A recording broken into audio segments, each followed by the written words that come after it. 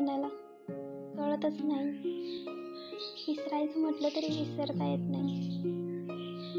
दिवस येत आहेत, जात आहेत, पण मन माझं कुठेच रमत नाही.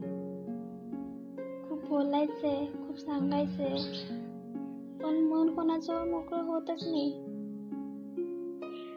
डोळ्यातून फक्त वाहतात ते अश्रू, पण या अश्रूंसोबत दुःख वाहतच नाही. कितीदा विचारले प्रश्न स्वतःला, पण उत्तर काही भेटत नाही.